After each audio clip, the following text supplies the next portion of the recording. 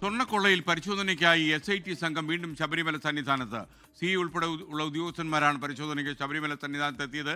സലീം മാലിക്ക വിവരങ്ങളുമായി ചേരുന്നു തിരുവനന്തപുരത്ത് നിന്ന്. സലീം, വിശദാംശങ്ങൾ.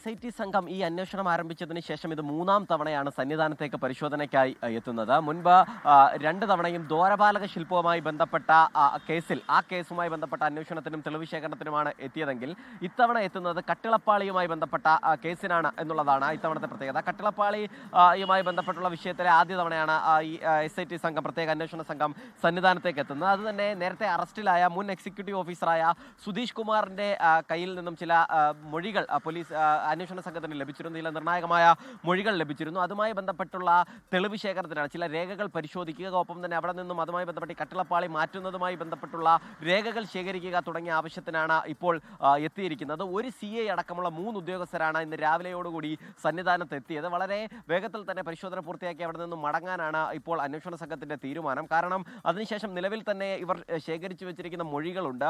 മുരാരി ബാബുവിൽ നിന്നും ഒപ്പം തന്നെ ഉണ്ണികൃഷ്ണൻ പോറ്റിയിൽ നിന്നും നേരത്തെ തന്നെ ശേഖരിച്ചു വെച്ച മൊഴികളുണ്ട്. അതിന്റെ കൂടി അടിസ്ഥാനത്തിലായിരുന്നു ആദ്യഘട്ടങ്ങളിലൊക്കെയുള്ള പരിശോധന നടന്നത്. അതിന് പിന്നാലെയാണ് പിന്നെ സുധീഷ് കുമാറിലേക്ക് കൂടി അറസ്റ്റ് നീണ്ടത്.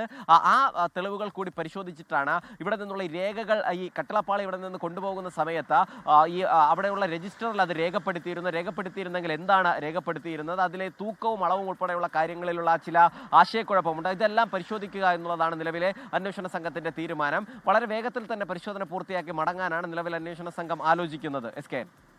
ലോകത്തെവിടെയായാലും ഏത് സമയത്തും 24 വാർത്തകളും ഓഗ്മെന്റഡ് റിയാലിറ്റി പാക്കേജുകളും എക്സ്പ്ലെയിനറുകളും വിശദമായി കാണാൻ ഞങ്ങളുടെ YouTube ചാനൽ നിങ്ങൾക്ക് സബ്സ്ക്രൈബ് ചെയ്യാം.